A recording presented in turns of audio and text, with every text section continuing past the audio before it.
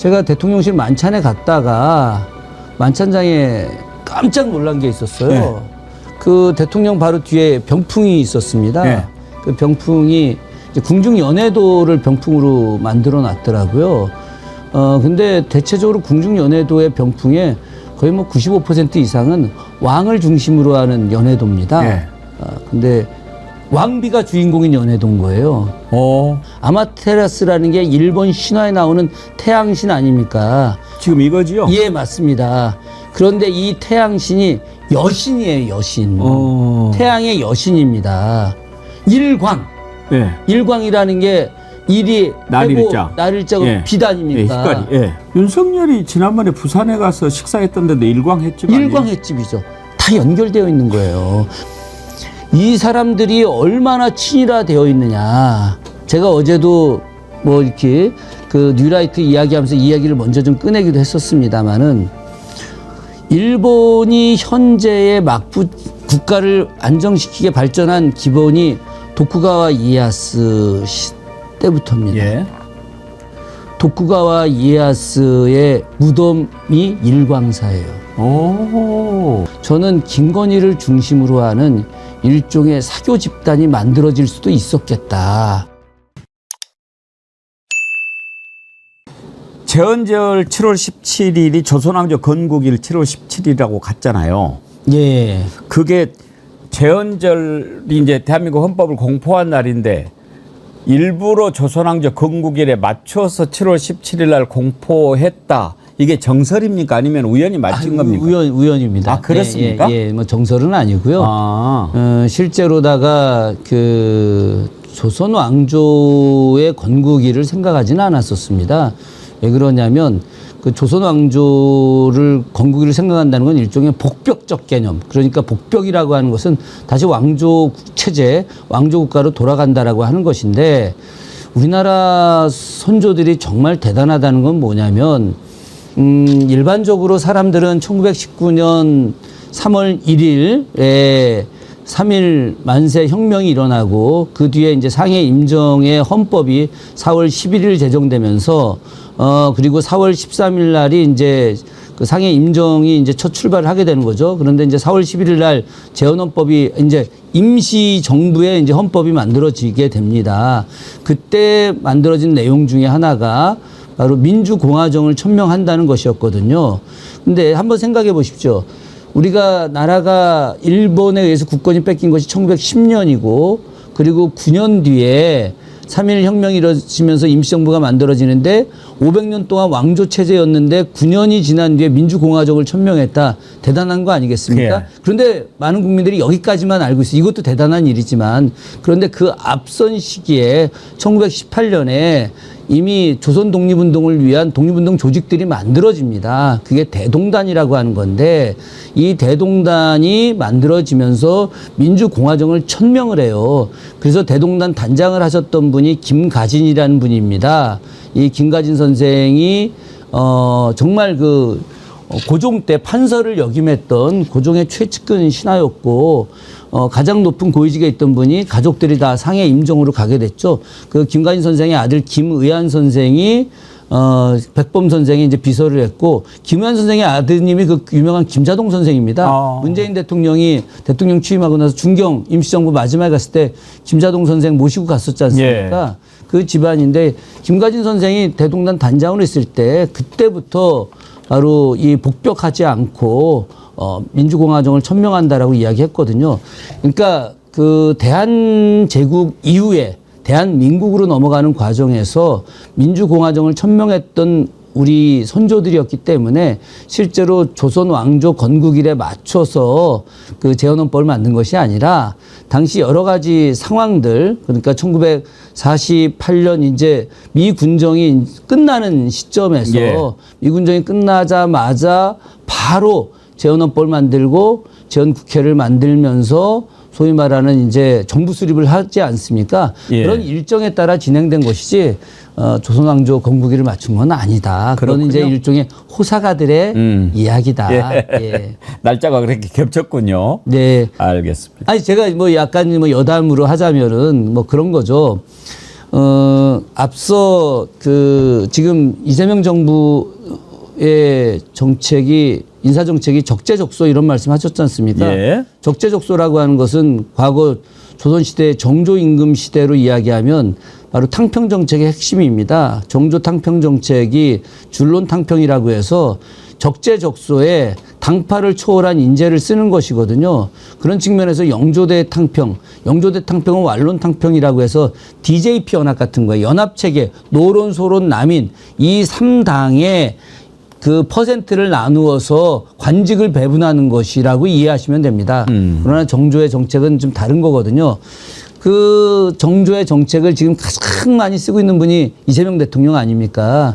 그래서 제가 지난번에 이제 대통령실에 원내 부대표로 예. 이렇게 이제 저녁 식사에 초대돼서 갔다가 이제 그 청와대로 돌아가는 날짜를 언론에서 보니까 9월 22일이더라. 9월 22일. 예. 그게 언론에 나왔거든요. 왜 그러냐면 그 대통령 취임하고 나서 100일 되는 날이 아하. 9월 22일 날이라는 거예요. 그래서 예. 거기에 맞춰서 그 청와대로 돌아간다고 해서 언론에 기사가 났더라고요. 그래서 예. 대통령님이 이제 저희들 배웅해 주는 자리에 제가 옆에 서 있다가 그 강훈식 비서실장님하고 대통령님하고 우상호 정무수석이 세 분이 이제 서 계시는데 제가 그 얘기 했어요.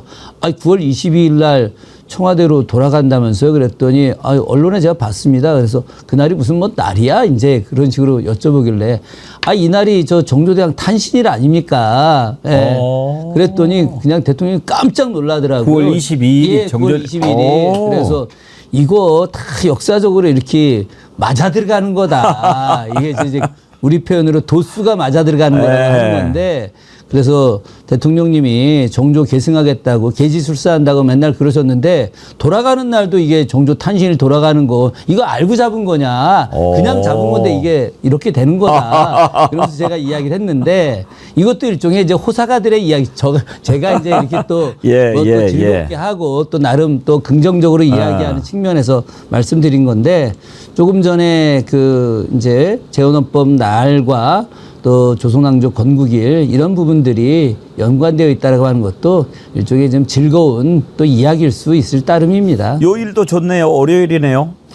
뭐 새로 시작하는 거니까요. 네. 예, 뭐 날짜가 9월 22일. 좋은데 근데 그날 이제 할지는 잘 모르겠습니다. 왜 지금 그러냐면 수리 보수나 이런 건 하고 있나요? 열심히 하고 있는 것 같습니다. 예. 예, 열심히 하고 있는 것 같은데 꼭 뭐 그날 안까지 예. 여러 안에 정비가 다 끝난다라고 볼 수는 없을 거고 또 이게 우리가 변통이라는 게 있는 거거든요. 그러면 그날로 이제 크게 잡았지만 현실적으로 작업이 늦고 보안 문제가 좀 취약하고 하면 그 뒤에 다시 날짜를 연기할 수도 저는 있다고 생각합니다. 만약에 청와대로 다시 돌아가시면 지금 그 용산 대통령실은 뭘로 쓰면 될까요? 용산 대통령실은 다시 굉장히 중요한 기지이기 때문에 국방부가 다시 중요하게 좀 사용해야 되지 않을까. 하긴 뭐 국방부 뺏겼다가 더 좋게 만들어서 돌아가면 그 보상도 되긴 되겠는데 일단 돌아가게 되면 그 지금은 이제 집무 중이기 때문에 할 수가 없지만 그 앞에 파묻었다는 뭐 상한 것들 있지 않습니까? 예. 이런 건 좀 다 일단 다 제거를 해야죠. 이제 그런 진실을 밝혀야 돼요. 저는 이런 부분들이 오늘 뭐 이야기할 건진법사의 그 일광사 그리고 아마테라스 사당 혹은 아마테라스 굿당과 연결되어 있다고 저는 생각을 합니다. 참 제가 충격적으로 좀 생각한 게 있어요. 제가 방송에서 처음 이야기하는 건데 제가 그 대통령 선거 외에 지금 첫 방송입니다. 그 전에도 대통령 선거 시작하면서 한 번도 방송을 나간 적이 없었거든요. 그래서 오늘 이제 첫 방송인데 나중에 이제 기회가 되면 이제 재미난 이야기도 더 해드릴 수 있는데 제가 대통령실 만찬에 갔다가 만찬장에 깜짝 놀란 게 있었어요. 네.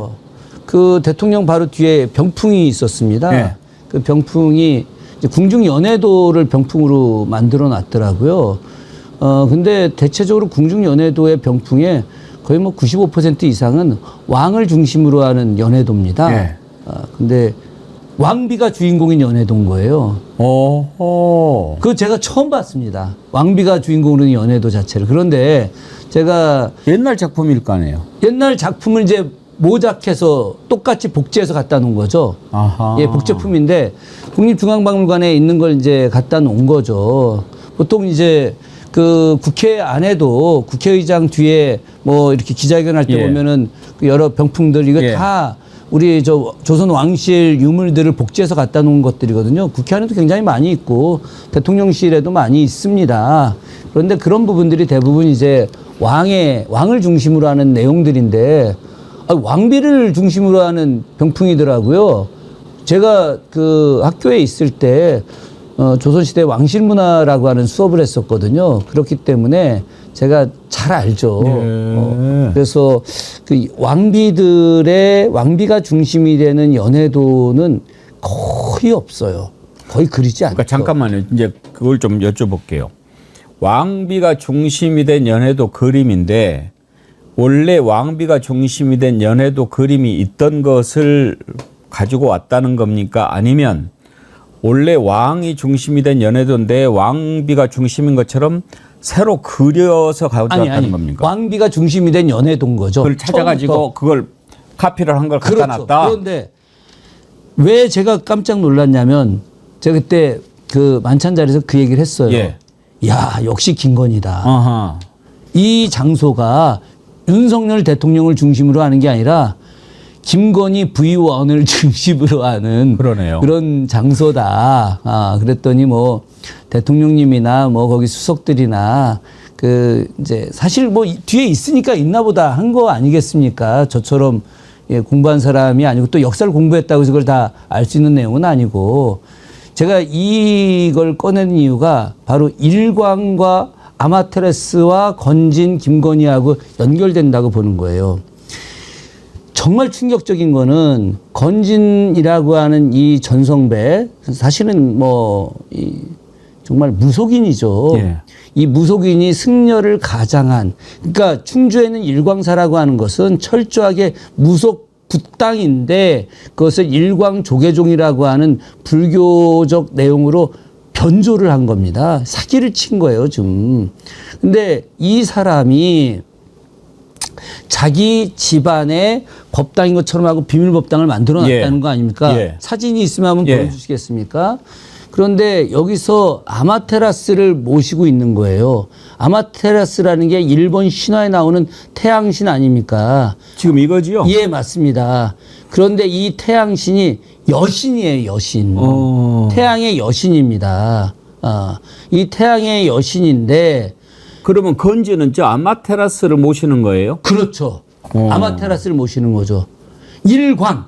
예. 일광이라는 게 일이 날일자. 날일자고 예. 빛 아닙니까? 예, 색깔이. 예. 그러니까 아마테라스는 태양의 여신이에요. 태양의 예. 여신. 태양신입니다. 그럼 이 태양신이 한국에 존재하는 태양신은 누굽니까? 김건희인 거죠.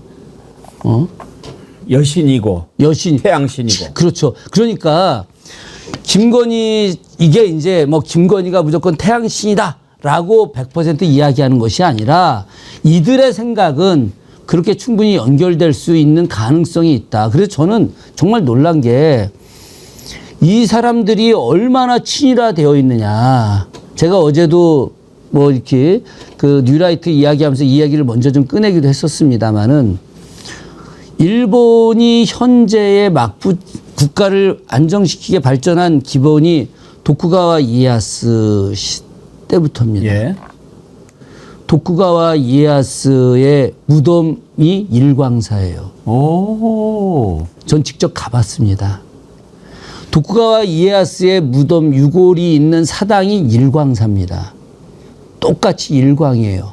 이 일광이라고 하는 것은 철저하게 일본을 숭배하는 사람들이 가장 상징화하는 것입니다. 윤석열이 지난번에 부산에 가서 식사했던 데도 일광 횟집 아니에요? 일광 횟집이죠. 다 연결되어 있는 거예요. 그래서 저는 당시에도 그 일광 횟집 있었을 때 제가 주변 사람들한테 저거 봐라. 내 저 일광 횟집. 내 일광 내가 이야기하지 않았냐. 도쿠가와 이에야스의 사당이 일광, 아마테라스 일광 다 이게 연결되어 있는 건데 정말 무서운 세력들이다. 그래서 저는 그런 생각도 들었습니다. 이게 뭐 방송에서 어떻게 들릴지 모르겠지만 또 현역 국회의원이 또 너무 과도하게 이야기할 수 있는지 모르겠지만 저는 김건희를 중심으로 하는 일종의 사교 집단이 만들어질 수도 있었겠다. 있었다고 봐야죠. 예, 저는 그것이 바로 그 일광사, 뭐 언론에 나오는 이야기에 의하면 건진 법사와 김건희가 그 비밀의 방에서 중요한 이야기를 나누었다라고 하는 거 아니겠습니까? 저는 그 공간 안에서 뭔가 일종의 굿 같은 그런 재래 의식을 행하고 그것들을 통해서 자신들의 권력 집단을 만들어내는 일을 하지 않았을까, 그런 것을 추측을 해본다는 거죠. 건진 집에서 관봉권 5천만 원도 발견되잖아요. 다 그런 거 다 나오는 거죠. 듣지도 않은 거. 예, 그렇기 때문에 그것이 저는 그 CCTV 그 일대를 좀 제대로 조사해 볼 필요가 있겠다. 예. 저는 정재계 관료들 내지는 당시 극우 세력들 그리고 내란 세력들이 그곳을 분명히 다녔을 것이다. 그런 추측을 저는 해봅니다. 예. 그런 측면에서 저는 이 일광사의 문제를 단순하게 비밀의 방 혹은 뭐 사이비 무속 집단 이런 것들만이 아니라 바로 이 나라의 친일화를 하기 위한, 그러니까 다시 이 제2의 매국행위, 그러니까 제2의 을사늑약을 만들려고 하는 이 집단들이 비밀 장소로 사용됐을 가능성이 높다. 이런 것을 좀 무리하게 추측을 좀 해본다는 것이죠. 그러니까 천공도 그렇고 건진도 그렇고 또 노상훈이라는 친구도 그 점쟁이라는 거 아닙니까? 그렇죠. 예. 그러니까 이렇게 다 지금 주술 이렇게 연결이 돼가지고 이 나라를 어떻게 해보려고 하는 그런 계획을 갖고 있었다. 이렇게 봐야 되지 않나요? 그렇죠. 근데 그것이 이제 사이비 무속 집단이, 그러니까 일본의 어떤 사이비 무속을 받아들였다는 거죠. 그 지금 들리는 얘기에 의하면은 이 건진이 신천지하고도 상당히 가까웠다, 뭐 이런 이야기도 들리고 있는데, 신천지 통일교 예. 막 나오잖아요. 그런데 제가 심각하게 받아들이는 것은, 저는 한국의 그 우파에서 친일 집단들, 그러니까 최근에 제가 리박스쿨 그 청문회를 했지 않습니까? 이 리박스쿨의 청문회의 가장 큰 핵심 내용이 뭐였냐면 친일 우익 극우화거든요. 근데 이 세력들에 의해서 만들어진 대한민국 사회교과서라는 책 보게 되면 그 책 안에 어떤 내용이 들어있느냐. 당시에 일진회가 한국과 일본의 병합을 요청을 했는데 우리 국민들이 스스로 병합을 요구하는 게 더욱 커져서, 그래서 그 맥락 사이에 보면 일본이 어쩔 수 없이 병합을 하게 된 거다. 그러니까 일본이 어떤 군사적 강압 그리고 힘에 의한 논리로 우리를 갖다 강제로 병합한 것이 아니라 바로 우리 민족이 일본에 병합해달라는 요청에 의해서 병합된 거다라고 하는 방식으로 서술돼 있어요. 그래서 제가 청문회 때 그 얘기를 꺼냈어요. 리박스쿨 청문회 때 그 얘기를 꺼냈는데, 이런 의식을 갖고 있는 세력들이 이제 표면화되기 시작을 한 거예요. 근데 이 세력들이 실제로는 을사늑약 이후에 계속 친일 세력들이 이어져 내려온 거죠. 그들이 모든 권력을 다 장악한 거 아니겠습니까? 그러니까 반민특위도 해체시키고 국회의원들 뿌락치라고 해서 다 감옥에 보내고, 그리고 나서 친일 인사들이 대거 등용돼서 정치, 경제, 사회문화 모든 걸 다 장악해서 오늘날까지 이어진 거 아니겠습니까? 이재명 정부가 등장을 했지만 행정부의 권력만 장악했을 뿐이지 사법부와 입법부 혹은 나머지 정치 권력의 모든 권한들은 아직도 저들에 의해서 장악되고 있는 것이거든요. 그런 측면에서 이 친일 세력들이 하나의 상징적 구십점으로 다시 아마테라스라고 하는 일본의 태양의 여신을 숭배하는 비밀 조직을 만들고, 그 비밀 조직 거점을 통해서 세력화를 해나가고, 그것의 중심 인물이 일종의 김건희를 과거 신라 시대에 보면 신궁이라는 게 존재하죠. 신궁의 여사제와 같은 역할을 시키지 않았을까 하는, 아직은 뭐 확인되지 않았지만 그런 추측을 제가 해보기도 했었습니다.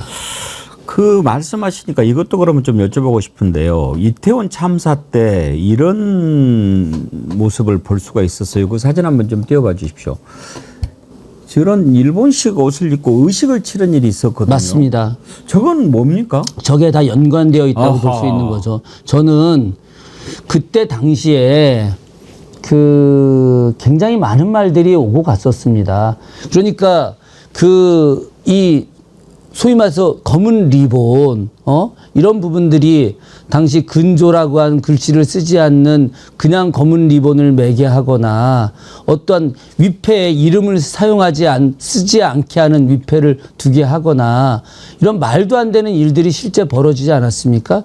이런 것들이 저것은 정말 소름 끼치는 겁니다. 정말 소름 끼치네요. 어떻게 갑자기 저 슬픔의 공간 안에서 일본 사제의 복장을 한 사람이 나타나서 싹 걸어갔다 사라지냔 말이죠.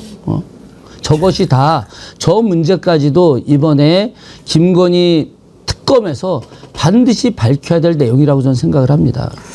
근데 아까 그 건진 그 집에 보면 이렇게 그 2층 거실하고 큰 방에 이렇게 뭐 두 가지가 있잖아요. 저 불상은 이제 비로 잔화불인데 예. 저 비도 잔화불은 외부에 있는 사람들에게 그냥 보여주는 것이고 경고. 실제는 저것까지는 예. 그 안으로 들어가는 거죠. 실제로 저 비로 잔화불은 우리가 법신불 이렇게 이야기하는 거예요. 그래서 화엄경에 나오는 이제 불상이 되는 거죠. 그런데 이제 저것까지 보여주면 저 모습을 보면은 이제 뭐 충분히 불당이구나. 불당이구나. 네. 이해가 되는 부분이 있는데 그런데 그 안에다가 실제 진짜 공간 아마테라스 신전을 만들어 놓은 거 아니겠습니까? 예, 거기에 이제 아마테라스. 예, 이거는 정말 도저히 납득할 수 없는 거예요. 이게 더 뭐랄까 제대로 저기 되는 거 아닙니까? 규모도 더 크고. 그럼요. 이 아마테라스는 일본 사람들한테 있어서는 태양신이고 실제로 일본 사람들 이 극우화된 뉴라이트 사람들한테 일본이 신공왕후가 바다를 건너서 지금 그 가야를 쳐가지고 임나 일본부를 만들었다. 그 이야기가 일본 서기에 있는데 이게 조작된 내용들이죠. 근데 그때 신공왕후가 바다를 건널 때 임신 9개월에서 아이 낳기 직전이었는데 저 아마테라스한테 기도를 해서 아기 낳는 걸 유보해서 마침내 그 한반도를 점령하고 돌아가서 아기를 낳아서 황제를 만들었다. 뭐 이런 내용이거든요. 그러니까 사실은 도저히 있을 수 없는 내용들인데 저런 내용들을 바로 대한민국의 가장 중요한 수도 서울 안에 그걸 만들어 놨다. 그리고 저 내용이 저는 충주 일광사 예.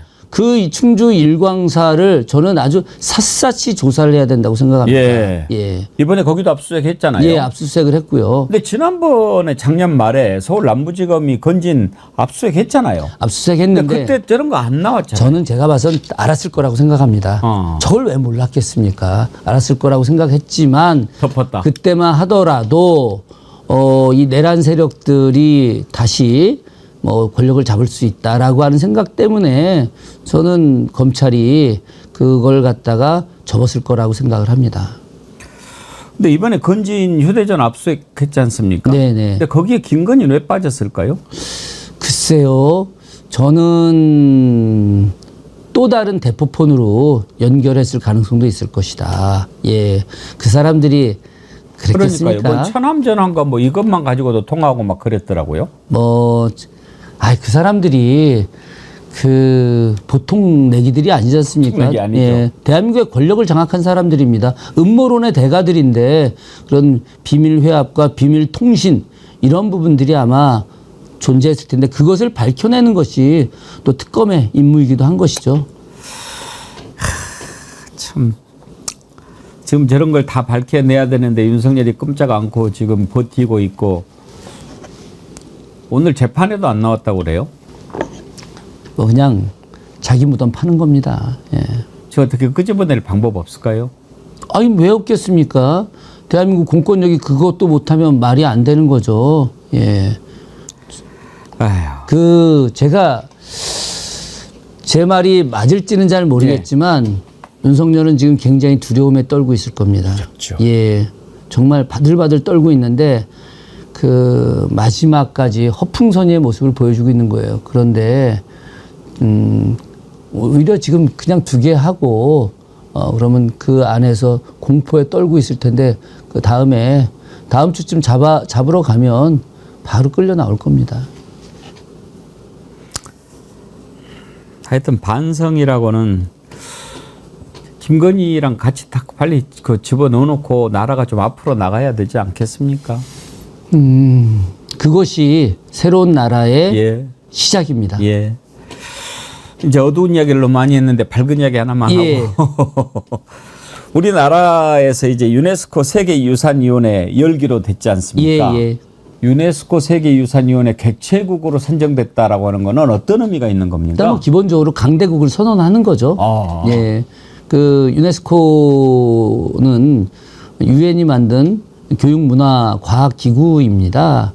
이것은 전 세계의 많은 나라들이 가입을 해서 그 나라의 교육과 문화예술 그리고 과학의 창의적 발전을 이렇게 도모하는 기구죠. 유네스코의 총회 개최국이 된다는 것은 굉장히 상징적인 것입니다. 저도 유네스코 위원입니다. 예, 대한민국 국회에서 2명이 이제 유네스코 위원인데 제가 위원이고 저는 1999년부터 대한민국 유네스코 한국위원회 위원으로 활동했습니다.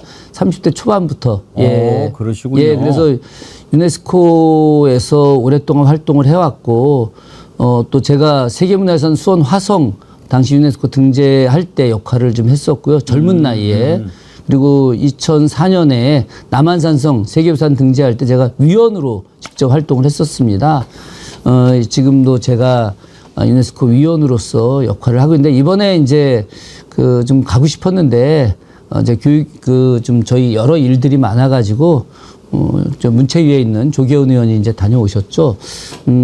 저는 유네스코 전문가로서 또 제가 특히나 문화유산과 관련된 오랫동안의 연구와 또 관련된 일을 해왔고 또 문화유산 콘텐츠 강화와 관련된 일을 해왔는데 이 일들이 내년 부산에서 개최되는 유네스코 총회에 역할을 할 수 있게 할 생각입니다. 어쨌든 다시 한번 말씀드리지만 이재명 정부가 시작되고 나서 가장 큰 쾌거이다.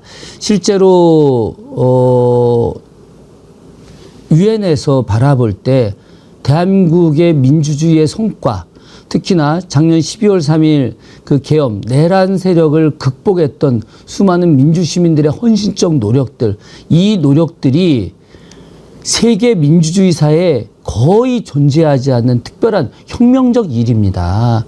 이건 정말 그 프랑스 대혁명 이상으로 버금가는 민주시민 무혈혁명이거든요. 그런 측면에서 이런 그 시민의 문화적 역량 그리고 민주주의적 성숙된 역량 이런 것들을 유네스코가 인정했고 그래서 내년에 유네스코 총회를 열게 된 것이고 우리나라가 또 처음으로다가 경주 불국사 석굴암부터 시작해서 종묘 세계문화유산으로 첫 지정이 된 것이 1995년이거든요. 딱 30년 되네. 예, 딱 30년 되는 것을 또 기념해 주는 측면에서 이번에 선정이 된 것이고 내년에 이제 그 중요하게 이제 48차 유네스코 총회를 개최하게 되는 겁니다. 그 반구대 암각화도 이번에 유네스코 문화유산 지정됐잖아요. 네, 그렇습니다. 우리나라에 유네스코 문화유산 몇 개나 있어요? 지금 제가 정확하게 확인되지 않았지만 한 14, 15가지가 아마 될 겁니다. 제가 조선시대 이제 산사 그다음에 한국의 서원 예, 그 다음이 이제 이번 반구대 암각화가 된 것이고요. 조선 왕릉 세계유산 등재될 때도 제가 좀 참여했었습니다. 이번에 반구대 암각화는 제가 처음 간 게 대학 2학년 때 겨울방학입니다. 예. 봄, 여름, 가을은 볼 수 없습니다. 물에 차 있거든요. 물에 차 있으니까. 예, 차 있어서 물이 빠지면 이제 그때 보는 거죠. 그래서 그때 보면서 참 옛사람들이 이렇게 바위에다 새겨놓은 것들 그리고 그 재미난 게 말입니다. 반구대 암각화 나중에 한번 보십시오. 예. 그 신라 화랑들이 왔다 간 거 다 써놓습니다. 그러니까 옛날 그 우리가 신석기 시대, 청동기 시대 때 그때 인물들만이 아니라 신라 화랑들이 거기 가서 무예 연습을 했거든요. 거기 그 일대 가고. 그럼 옛날에는 거기에 물이 안 차 있었나 보죠? 물이 그때는 아마 덜 차 있었겠죠. 2000년 전, 3000년 전 시대 지형이 많이 바뀌었겠죠. 왜냐하면 물이 차 있었으면 거기에 그렇게 암각화를 못 그릴 거 아니에요. 못 그렸고 그리고 또 신라 시대에 화랑들이 만약에 거기서 새길 정도면 겨울인데 겨울에 예. 가서 수련하기 좀 어렵거든요. 그러니까요. 그래서 아마 그때는 그러지 않았을 달랐을 것 거라고 같다. 생각을 하고 예. 있고요.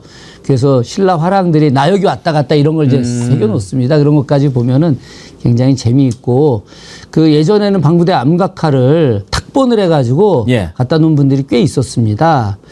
저희 돌아가신 선생님도 집안에 방부대 암각화가 탁본돼서 크게 있었는데 오. 돌아가시면서 어디 기증하셨다고 하는데 그거 잘 모르겠습니다. 저도 댁에 가서 한번 딱 봤었었는데요. 예. 그래도 이렇게 세월이 지나면은 마모되고 사라질 수도 있는 거니까 잘 좀 보존을 해야지. 자, 그 보존하는 것들이 굉장히 중요하고 예전에 그런 보존하기 위해서 다양한 방법을 썼는데 근데 그런 방법보다 그냥 자연 그대로 벌써 2000년 이상을 자연 그대로 상태에서도 잘 보존되어 왔기 때문에 조금 더 우리가 좀 신경 쓰면은 아마 반만 년 이상 또 예. 영원히 보존될 거라고 생각합니다.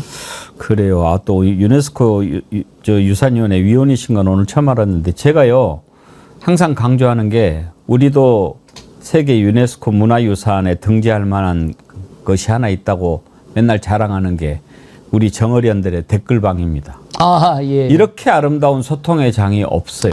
그러면 이거는 유네스코 세계 기록유산으로 등재를 해야 될 것 같습니다. 유네스코는 그 세계 유산위원회가 있고 예. 무형유산위원회가 예. 있고 기록유산위원회가 있습니다. 각각 독립적 위원회인데 이거는 이제 기록유산위원회로 예. 이번에 같이 북한 금강산도 세계유산 등재됐습니다. 같이 됐잖아요. 예, 그래서 예. 저는 이제 금강산이 세계유산 등재된 걸 기념해서 금강산 관광 재개를 해야 된다라고 예.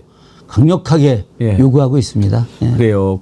살면서 금강산, 백두산, 개성, 평양 다 이렇게 좀 묘양산까지. 요양산까지 예. 그랬으면 얼마나 좋겠습니까?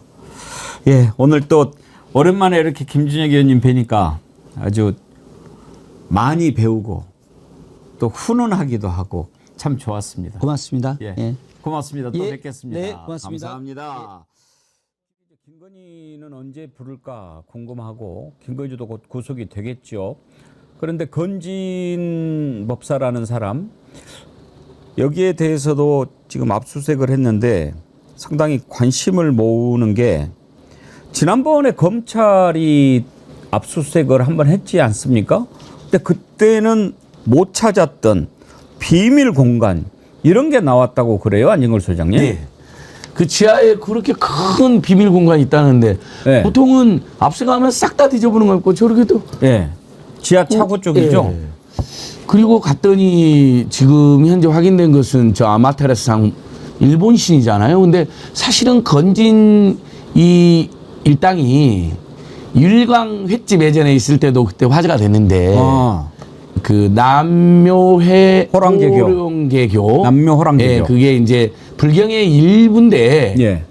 나무 아비탑을 할 때 남무가 이제 남묘 이렇게 하는 건데 일본의 특정 주술 종교 영향을 받았을 거라는 추측이 엄청 났거든요. 근데 이번에 확인이 된 거죠. 근데 저는 검찰이 저번에 그러니까 형식적으로 했다.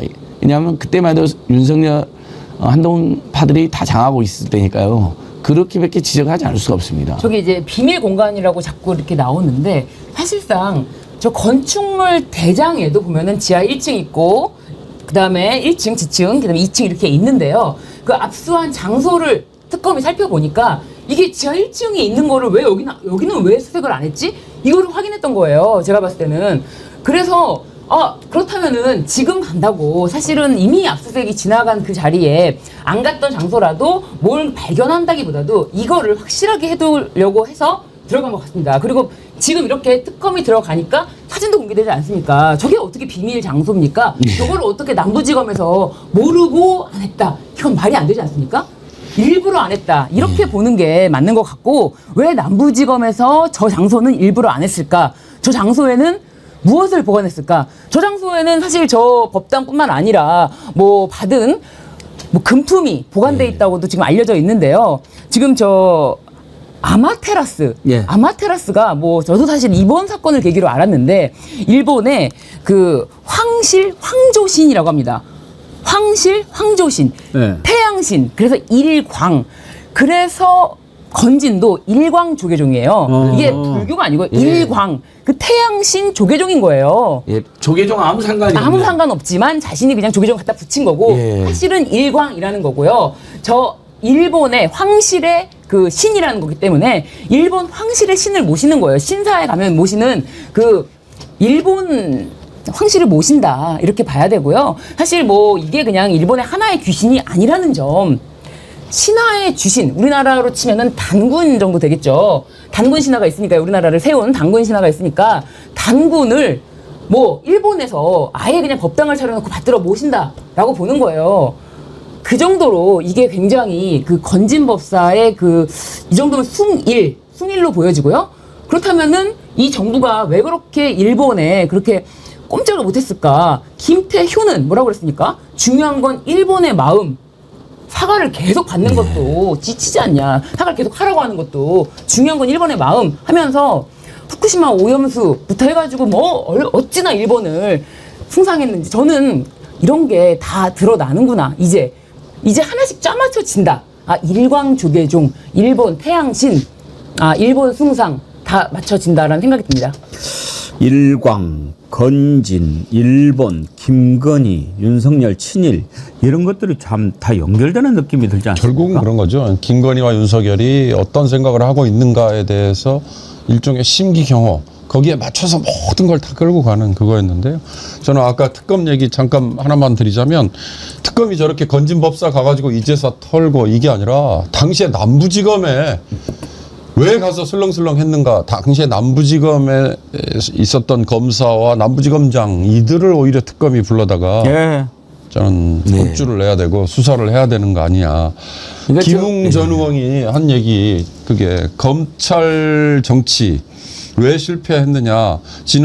본인은 두 가지 때문에 망했다고 봤다 이렇게 얘기했더만요. 하나는 조국 털털 털면서 조국 가족을 끝내 털면서 마지막에 딸인 조민을 기소까지 하는 거. 이건 정말 이건 보복 중에 보복이다. 정치 보복이다라고 지도 생각했다 이렇게 얘기했고요. 또 하나가 김건희에 대해서 샤넬백 수령 관련이죠. 조사하러 창성동에 있는 경호처 건물에 들어가면서 검사들이 휴대폰 알아서 반납해놓고 가서 신용만 했던 거. 그거에 대해서 검사 출신인 김웅조차도 그렇게 얘기를 했잖아요. 전 남부지검에서 저 건진법사의 지하 공간이라는 거 그냥 눈 감고 들어간 건 이 지하 공간에 뭐가 있으니까 여기는 아예 들어오지도 마라고 미리 건진법사와 그 일당들이 남부지검 수사관들 검사들에게 그 얘기를 했을 거다. 이런 억지 소리도 나올 수 있을 거다. 그러니까 이놈들이 특검이 다 남부지검을 털어라. 전 짜놓고 얘기하려고 하는 거죠.